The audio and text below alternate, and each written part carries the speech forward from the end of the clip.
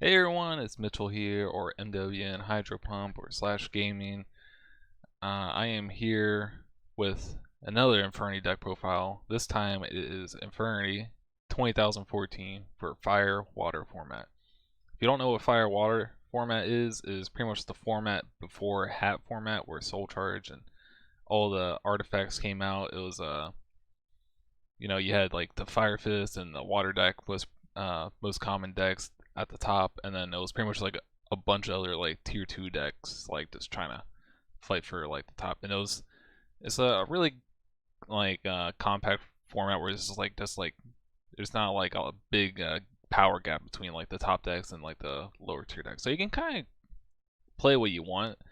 I am going to be going over like my Infernity deck profile of the list I played for a regional that I topped in 2014 during the Firewater format. And I just explain my card choices for that tournament, and then just maybe say some things I'd maybe change in the future if I were to play this deck in current form, like the current or modern Firewater format. But anyways, I'm just gonna jump right into it. So obviously we have the 3 Infernity Archfiend. Not much to say. I mean, obviously staple at 3. Just a little funny story about this card. I remember it was YCS Charlotte in 2011, and I mean I was pretty much a noob at the time, but the only deck I had at the time was Infernity, and I was playing it for the tournament, and I had Ultra Archfiends, and my friend told me, he's like, "Hey, this guy he has German Super Infernity Archfiends," and at the time I thought like foreign cards were like the coolest thing because all the cool people had foreign cards. So I was like, oh yeah, yeah. So I had me not knowing who this person was. I just walked up to him and he had like a huge group of people around him, and the person happened to be Billy Brake. And this is also Billy Brake. I mean, he was a well-known player at the time, but this was also right before he won back-to-back YCSs with Tengu Plants. So yeah, it was a pretty cool thing. So I was able to make a deal with him on these 3 Infernity Archfiends, which I've been using ever since. So kind of a cool little story there. But anyways, yeah, 3 Infernity Archfiend. Anyways, okay, and then obviously 3 Infernity Necromancer. Now, funny thing, these are the only Infernity cards you run in the deck because this is the XYZ build. At this time, a card called Evolve Chain has been out for some time, for almost a year. So you pretty much like it's just better or easier to go into your XC plays and synchro plays. So that's kind of what Infernity evolved into at this point. Uh, I did see some builds kind of switching to 2 Necromancer, but I felt like the 3rd Necromancer was really important to grind with. And like if you're just opening 2 Necromancer, I mean it's not great, but you kind of want to see this card because it's a good way to like reborn your Archfiend, obviously. So yeah, I was a big fan of 3 Necromancer. And then for the guys that put stuff in the grave, you got 1 Dark Grepher and 1 Armageddon Knight. I felt like it was important to play 1 and 1 just because you have different rota targets. Like if you have like maybe just an Archfiend in hand with the Armageddon Knight, you can just summon Armageddon Knight, don't Street Patrol, summon Archfiend. But if you have like a play with Dark Grepher where you have like Archfiend Necromancer, it's better to search, Grepher instead of having another Armageddon Knight just so you can play. So it's good to have like the diversity between these two. Uh, Funny enough, I did go through. I think it was a couple like the format before when Archfiend Harris first came out, because that came out in 2013 during like the Dragon ruler format, which was Dragon Ravine, because it was like the 2nd Dragon format. Anyways, I was like testing a build where I was playing like 3 Street Patrol and 3 Dark Grepher, because if you open like Dark Grepher Street Patrol, it'll like you can just dump Eris to get Archfiend right away. I might revisit that strategy later on, like if I play this format a lot more, because I think it's a decent strategy. But for this tournament, I just went with the 1 and 1 because I felt pretty comfortable with it. The 3 Grepher and 3 Street Patrol thing was kind of just like a pretty experimental, so I'll just kind of lay out all the monsters like this, I guess. And we played 2 Street Patrol. Street Patrol, obviously you need to play 2 for combo, but yeah, it was a pretty good card. Not the best in hand. It's obviously strongest if you dump it off Greph or Armageddon Knight, but you know it's a great card. It lets you summon Necromancer or Archfiend from your hand, which is a big combo piece in your deck. And then we played 2 Summoner Monk. Summoner Monk's pretty good. I'm not as high on Summoner Monk as other people. For this format, I really like Summoner Monk, but later on, like during the half format, because I also play this deck for half format, I kind of like lost my love for Summoner Monk because you kind of risk it all when you go with Summoner Monk. Like especially if you go second, like you summon Summoner Monk and then you discard a spell, and if they stop it, it's like you don't have the way to like they Phoenix Chain or like Phoenix Chain your Summoner Monk. If you don't have MST, you just like you just went pretty essentially like neg 2 because Summoner Monk is pretty dead, and then you lost your spell card, which is probably something good considering it's a spell card. But anyways, yeah, Summoner Monk, I still think it's pretty good for this format just because like you need some more explosive plays in this deck compared to the half format. But yeah, Monk is pretty good and gets your deck going. And the last monster is Arching Ares. This card's pretty amazing.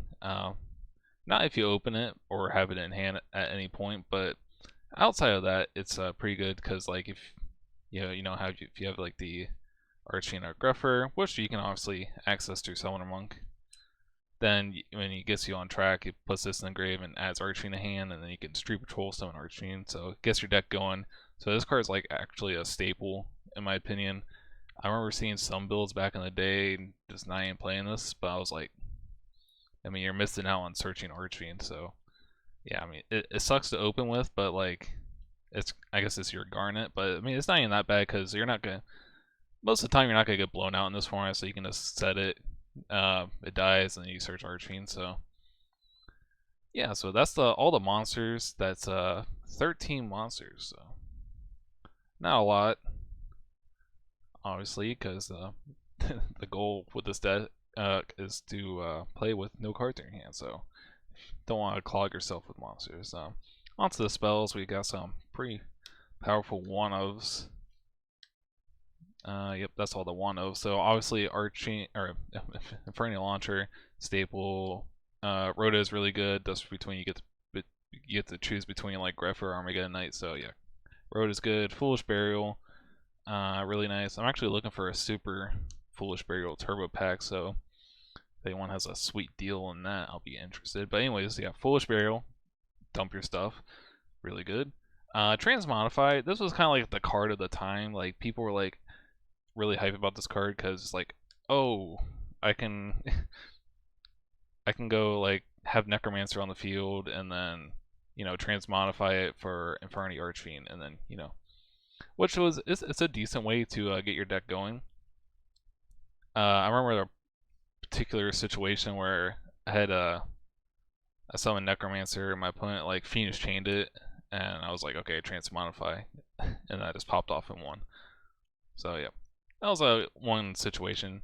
I just like it because it gives you another way to like get pretty aggressive. So it's a decent card, but I sided it out a lot. And then Arching Labyrinth, the field spell combos with Arching Ares, and has some neat interactions with the sideboard too.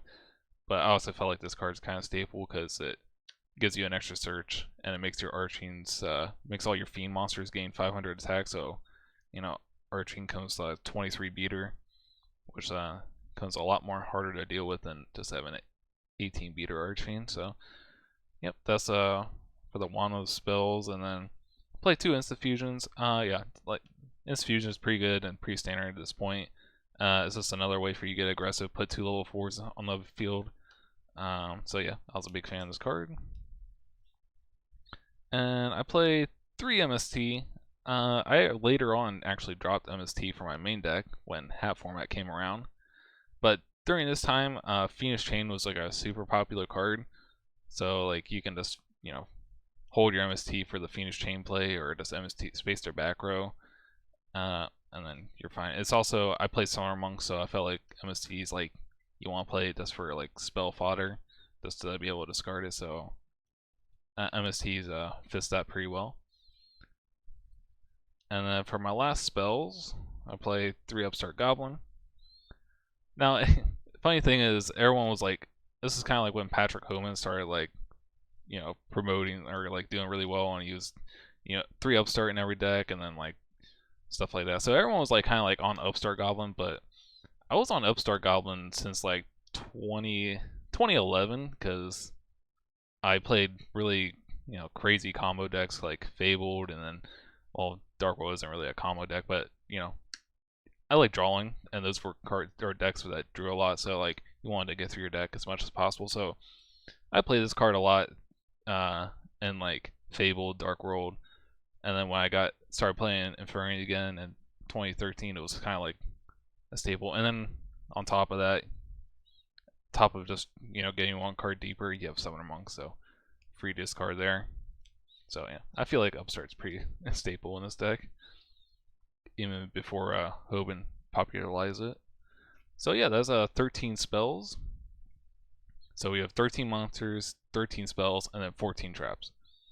So I'm gonna jump into the traps now.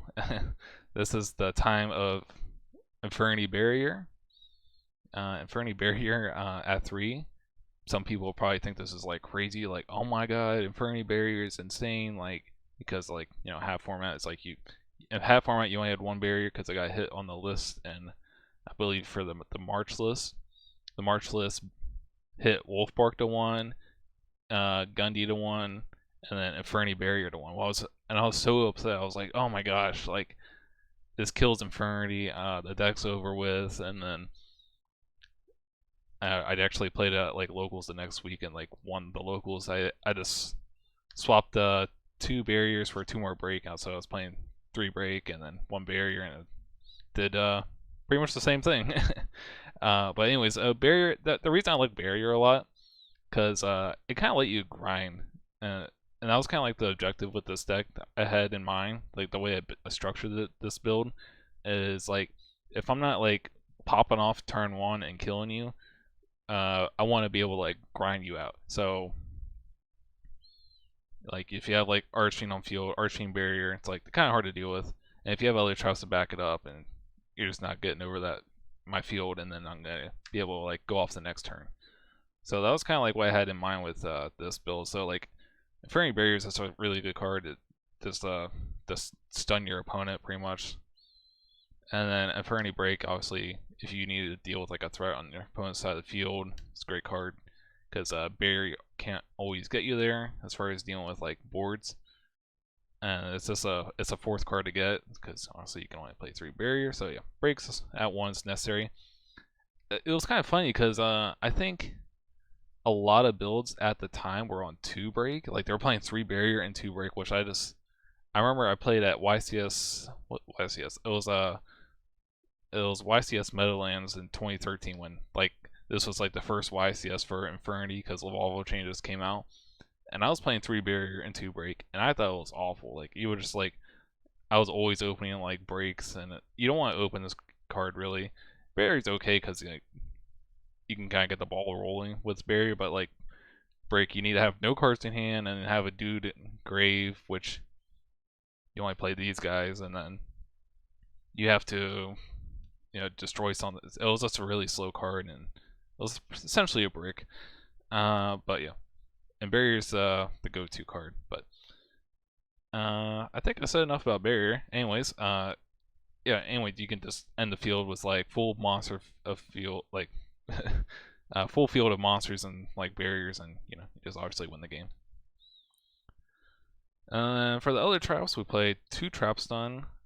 So I'm playing 3 MST and 2 trap stun. At the time, like it was pretty much like Mermail and then Fire Fist and like a bunch of other trap decks like you were playing against. So trap stun was pretty good, and there was also like the dragon ruler deck, which they played like skill drain, so you can stop that as well. That's pretty good there because they'll do like Stardust skill drain. You're like just stuck. So trap stun's just good reinforcement just to push your plays through.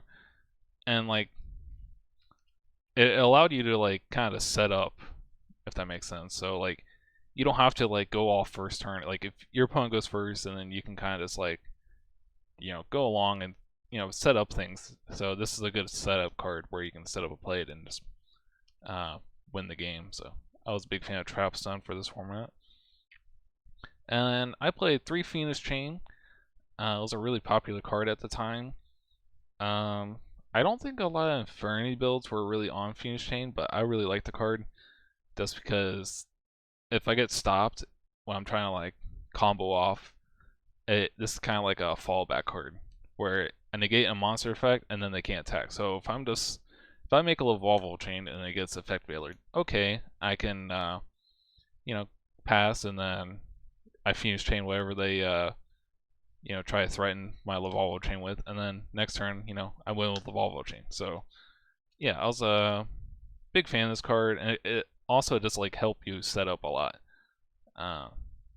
So I was a big fan of this card.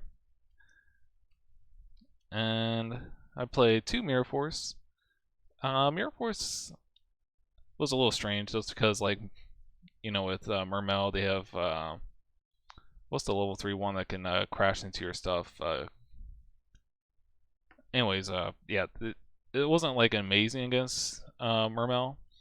And then Fire Fist, like they can just wolf bark anything you pop. So if you like take care of a bear, and then they can just wolf bark. So you're like, okay, why didn't you just play Deep Prison? Oh, I just didn't want to die. So Mirror Force was just, I thought it was pretty good. It's at 2 of this format.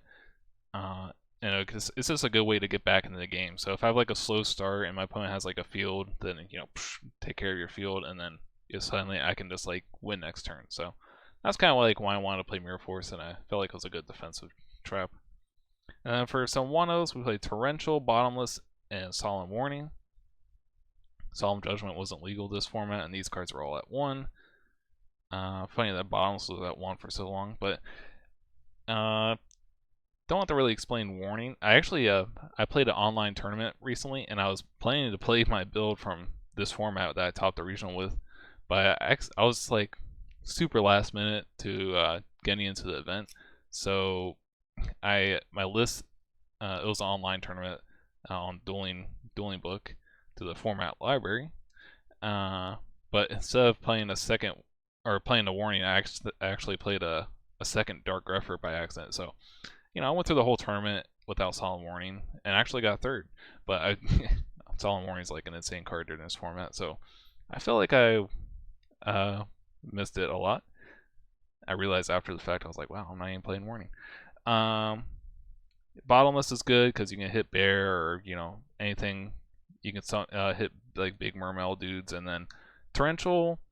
I felt like it was good this format, kind of like the same thing with Mirror Force. It was like a good way to get back into the game. It's actually won me by round 1 at the time. I was playing against Mermel. We were running time, and I think if he would have like attacked, I think he had like a Megalo or something. Like if he just attacked me, I would just like probably lost because the next turn. But he like summoned controller and I torrentialed him. But I think in half format I played Compulse over Torrential because like you don't in half format there was like a lot of more destruction based stuff like the hands. You don't want torrential hands, or Torrential just didn't really get you there. So I feel like Compulse was better in that format. But yeah, playing Torrential here, and it was actually Torrential was pretty nice with the arching airs because like they summon something and you have airs set or on the field, and you get a search out of that. So that's a nice feature there. But yeah, that's the main deck. 40 cards obviously. Then it's 13, 13, 14. I'll just go over the extra deck right now. Something kind of unconventional about my extra deck, but I played 3 Lavalval Chain. Most builds obviously played 2. This is like what you can get by with. Like you have to play 2 for the combos. But like I played the 3rd one because I think there's one particular combo where it's like you have to end up on 3, which it's very like not often, but like you would realize it's like if you like get through 2 and then you don't have the 3rd one, so like you have to stop preemptively. So like, and it wasn't like this extra deck wasn't like super maxed out, so I was like, okay, I'll play a third one. And then there's times where it's like if your first one gets stopped by something and it dies, and then you still have two more left over for combo. So I feel like 3 was really good. For this format, most of the time, like it was like it was kind of more of a setup card. To be honest, like you just Lawful Chain, stack Archfiend, and then you just win next turn. It's like you put your opponent on the 1 turn clock to do something, and that's kind of like what I was saying. Like if you can just only summon Lawful Chain like through like instant fusion or just like a normal summon, you can make Lawful Chain first turn, and then you have traps to back up your Lawful Chain, and then you just win next turn. So yeah, it's kind of like what I had in mind is like if I can't, because there's only so many combo cards you can play. Like there's no Monster Reborn or Soul Charge, so I was like, okay, I'll just fill my deck with a bunch of like defensive cards outside of my combo cards, and then that's that. But anyways, yeah, 3 Lawful Chain. I actually played 3 in hat format as well. In the same situations. Actually, in hat format, you can kind of like you have to do like really weird stuff and sometimes you just end up with 3 chains. But and then I played 2 Diamond Direwolf, obviously staple here. It's like your main way of destruction, and then you have to in combos you have to use Diamond Direwolf to clear monsters on your field, which is hilarious, and get stuff in the grave. So yeah, 2 Diamond Direwolf is a absolute staple. And I played 2 Levier. I played 3 Necromancer, so you play 2 Levier, but some builds they only played 1, so if you only play, some builds only play 1 Levier because they play 2 Necromancers, but I play 3 Necromancers, so 2 Levier. There was times where 2 Levier comes up, like I'm sure there's like a gazillion instances where like your Archfiend gets DD Crowed or Bottomless, and it's like okay, I'll just and you have like 2 Necromancers just chilling there. It's like okay, let's make Levier and get another search. So that was pretty funny. It's like if I'm going and you just DD Crow my Archfiend, it's not really gonna do a lot because Levier. So always these are kind of like your most important Xyz monsters. So I just figured just playing multiple is like really good. And the newly released cards at the time is Excitonite and 101 Silent Honor Arc. At the time for this regional, I actually did not own these cards. I had asked a friend if I can borrow them, but I guess he forgot that he had his other friend ask him for these cards to borrow for the tournament. Anyway, I obviously had a copy of each because these cards just came out, and they were actually pretty expensive as well. So I got kind of screwed. I was like, well, I can't borrow these cards because someone else is borrowing them. And then the guy that was actually borrowing them let me. he found someone else he can borrow them from. So I actually got these cards for the tournament. I just remember Excitonite. I used it like one time. I thought the card wasn't like super insane, which is kind of funny. It's just like later on, like half form, it's just like just blow up everything. But like I thought 101 was like just like insane, because then you get in 101 battles with your opponent and you can just take whatever. It's kind of like Diamond Direwolf where you get to detach 2, so that was really good. It's like you can overlay Street Patrol and Archfiend and then take something, and then Special Summon Necromancer, you get to keep going through with 101 because it attaches 2. So I thought that was really good. And it was also just like it was a grinder because it was really hard to deal with. Like they can't bear pop it or anything like that. So that I thought that was pretty good. So at the time I thought Honor Arc was just like obviously Exciton like has like way more blowout potential with comeback, but like Honor Arc was just like a monster for that tournament. And then just like a bunch of other Xyz I'm playing. I played Key Beetle. I played a bunch of Floodgates in my side deck, so Key Beetle's is pretty nuts like post board. We played Abyss Dweller. Abyss Dweller obviously against Mermel, blowout. Played Cowboy. I think my last round, I won with Cowboy. It was actually kind of funny. It was like I went to make Cowboy for game, and he like booked the moon it. So I just like attacked with Cowboy the next turn and won. So it was pretty funny. And my last Xyz I played was Steel Storm Roach. I was actually trying to find a Bardox as like a fusion level 5 fiend. It was just pretty much a fiend. instant fusion target, but I couldn't find it, so I just played Roach. I don't think I ever summoned it, but I also never played against the dragon matchup or like something, something weird. So Roach never came up, but it happens to be like a fiend that you can make for Palabyrinth if you really need to.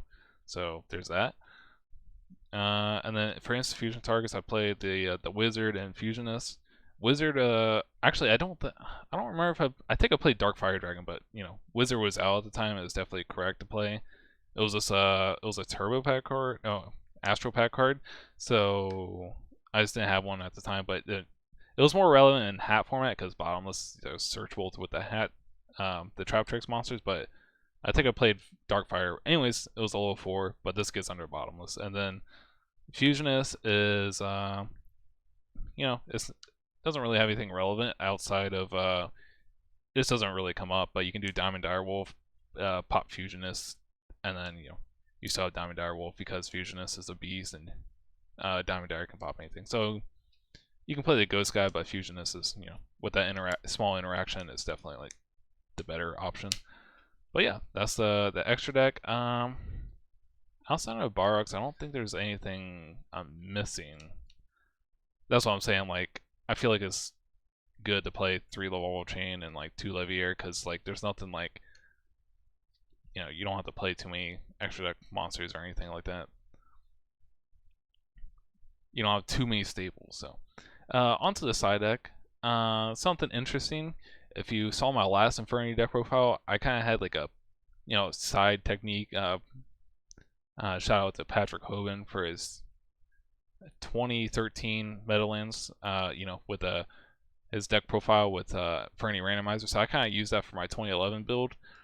But for this, I kind of used something similar at this regional, but it was with different cards. So like, if I win game 1, my opponent goes first game 2. They get to set up a board, and then if they have like, they get to have like ways to stop me, like they silent Maxi or Effect Vela or whatever. So going second, that's really difficult because you have to try to break your opponent's board and then deal with like their threat of floodgates or hand traps or whatever. So I always thought that was like a really like big task to do. So what I elected to do for this format, or for this tournament anyways, is going second, I side out most of my combo cards, and I side in like a bunch of stun stuff, or just like good going second cards. So I sided one monster, it was Thunder King Ryo. Thunder King was at 1 this format, so it wasn't like super like prevalent, but it was really good against the Fire Fist format because they played 3 Tenki and then like dualities and stuff. So this card was just insane versus Fire Fist, and then other format or other against can't talk today, against other decks. But anyways, yeah, Thunder King was just like a beater. It gave you time to like set up and everything because like they probably had to waste a couple cards to like out it, or they had to dig for out, and then like you're just going to town with Thunder King, and then by that time you have a setup to do something. So yeah, Thunder King was like amazing for this tournament. And then I played Dark Hole. I didn't main deck Dark Hole because I didn't really feel like it was like. I feel like it's better like just going second card because like Mermel, they make a board, you just Dark Hole it, and then that's pretty much it. It was a good way to like out certain monsters and stuff. This is kind of like an exclusive card for this tournament, but I decided 3 Messenger apiece, which was not popular in Infernity at all at the time. Which Infernity wasn't like a super popular deck at the time, anyways. But it was only like a handful of people that were, like really were on the deck a lot, and through the Duelist Ground community. Shout out. Anyways, Messenger apiece. I wanted a good way to stall. Like I said, like Fire Fist, they get Tenkis and Bears going, and they just tear through your resources. So, and Fire Fist only plays one gorilla, so I thought it was a good idea to side Messenger apiece against that deck. I think I also sided this against Mermel, but it's obviously not as good against Mermel. The idea is just to stall them and then buy yourself some turns. I think this was used in like wind up format where it's like you have wind up rabbit and you just like beat stick with wind up rabbit until you like get engine going, and then you can just ditch this if you want to. That's kind of like the idea with this deck is like I'm just gonna save up my resources and then you can't do anything and I can't do anything. So I'm just gonna save up my resources and then send this when I want to. But in the meantime, you have to out this card. So I felt like Messenger of Peace was a pretty cool sideboard tech for this tournament. And then I played 2 Twister. This is I think it was against Fire Fist, obviously, because Tenki, Phoenix Chain, it was pretty good against that. So yeah, Twister was a pretty cool card. I decided 2 DNA Surgery. This was for spellbooks because pretty much all their cards revolve around like having a spellbook monster on their field. Like you have to have a spellbook monster or a spellcaster on the field for Fate. I think this messes up towers or wisdom, and then also so you call fiends with this, and then you get to use Archfiend Palabyrinth with anything. So if you have, let's say if you do Summoner Monk, summon Archfiend while you have Palabyrinth on field, then you can banish the Summoner Monk to special summon another Archfiend, and you get another search. So that was kind of a cool thing. I played against a spellbook player during the tournament. I had the set game 2, but like his deck kind of folded in on himself, so I would have won if he had his deck going, but like I just it was like a really quick 2-0. I played 2 Needle Sealing. This was for like a mirror match. I remember like a couple tournaments before I played against like Infernity Mirror, and I just lost because the opponent opens the nuts and I don't open great. So like this is kind of like my hate card against the mirror because evidently playing against Infernity when they're going off is really frustrating. So Needle Sealing I feel like was a decent card for that. And then if you're playing as like any super aggressive deck, you can decide in. I feel like if I go back and play this format again, maybe Cyan Maxi or Needle Sealing would just be better because you do a little bit more with Maxi, and it really just stops the opponent from doing anything rather than making a whole board and then trying to Needle Sealing them at CMI phase. So it was a little bit better this format. Like I'd use this in hat format, but in hat like your opponent's gonna have like 3 breaks set, but in this format they're gonna have like 3 barriers set. So it's a little bit better because they can't like pop your stuff at end phase. So I played 1 Transmigration Prophecy. This was for like Mermel and just like weird stuff. I remember there was like one situation where my opponent like went. He had like Tidal and some other. I think he had like Tidal, Pike, and Grave. It was like right at the start of the game, and he went like Raigeki Break, discard Gundy, to target like this set Prophecy, and I went Chain, bounce your Mermel monster and your Tidal. So he went like pretty much like -2 there. I felt like it was like insane interaction. So this card was just like decent against Mermel. It shuffled back to Tidal, which was really big because like Tidal just constantly coming back was just really frustrating.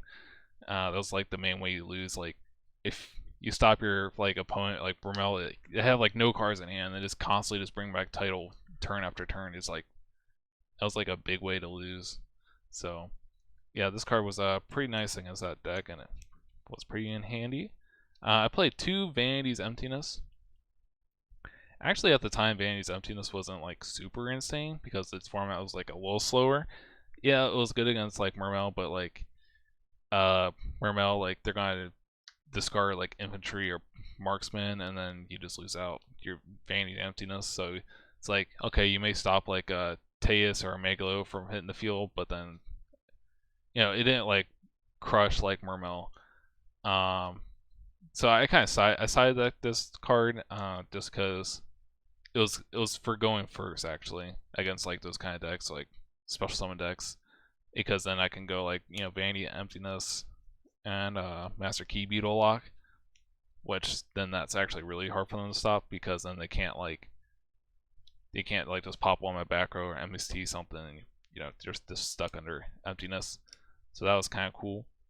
And then I played Soul Drain, which was more Mermel hate because Mermel was probably the most popular deck at the time and probably the like best deck. But Soul Drain was at 1, and then it's just like stops like the title thing. So this is kind of like a pseudo Soul Drain, this card. But Soul Drain, you can do the Key Beetle thing, and it like just really destroys the Mermail deck. Emptiness. I could technically play like a third Emptiness over this, but Emptiness is only really good going first and going second. This is slightly better going second because again, like Regeki break this and then shuffle back title or whatever they have. So that was kind of like the side deck. Now like I guess going second, like against Fire Fist for instance, I think I sided like all these cards in. So all the like combo cards I sided out. So I would side out Palabyrinth a good amount of times. I would side out Trap Stuns maybe. Keep the barriers and breaks and all that, because those cards help you grind. Side out the Monk. I'll side out Instant Fusion, Transmodify. I think I sided out like a Street Patrol and maybe a Greffer, and yeah, the other Monk. So like, there's like a lot of the cards I would side out, depending on like the matchup and stuff. But like, just going second anyways, because like, imagine trying to like summon a like resolve a summoner monk going second when your opponent's like siding a hate against you, and then it's just like you're just walking into a trap pretty much, literally. And Instant Fusion is kind of like similar, because like Maxi, okay, I have to commit to a rank 4, otherwise I just like you lose out. You go -1 pretty much. Greffer is like you have to discard a guy you have to land Greffer and discard a guy, whereas Armageddon Knight you just summon and get the effect. And then Street Patrol is like you don't want to draw this card too much, so yeah, that was kind of like the idea with the deck. And then obviously like going first, you would put these cards back in, and then maybe you side out some of your like regular traps, like going first against like the more aggressive decks. You side these in, and it just depends on the matchup, but. I guess I'll just do a quick combo tutorial, just showing what the deck can do. So we obviously, this is kind of like the easiest thing you can do. But there's obviously like a gazillion ways that you can like get the combo. But this is kind of like my favorite one, where it's like you just summon Dark Greffer, ditch Archfiend to get Street Patrol in the grave. You ban Street Patrol, get Necromancer. Necromancer summons Archfiend.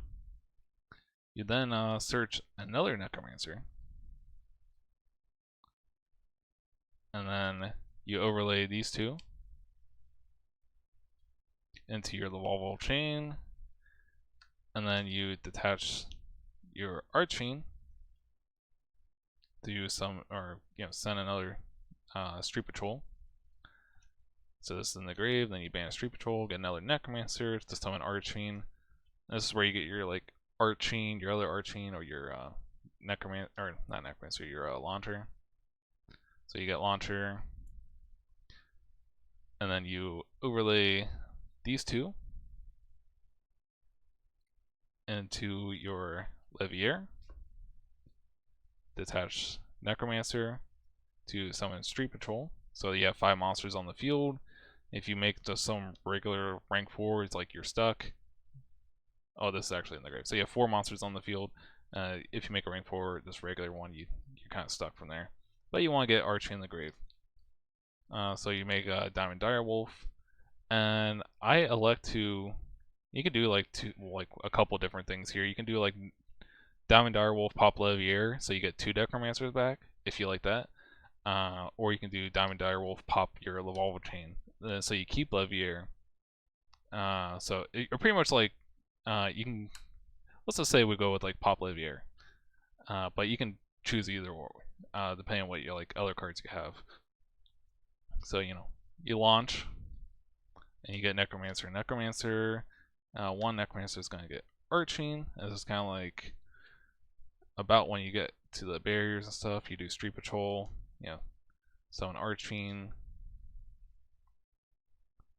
and then you get your first barrier. You can overlay these two, into the wall chain number 2.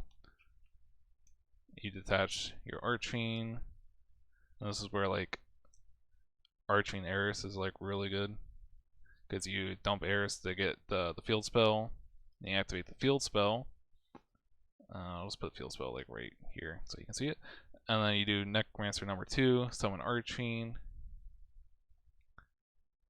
get you another barrier. And if you want to, you can just keep both Necromancers, and then you do Polymorph banish one of the Necromancers, or you can just do this. You can do Necromancer into another Leviair, you know, send summon Street Patrol, then you banish Street Patrol to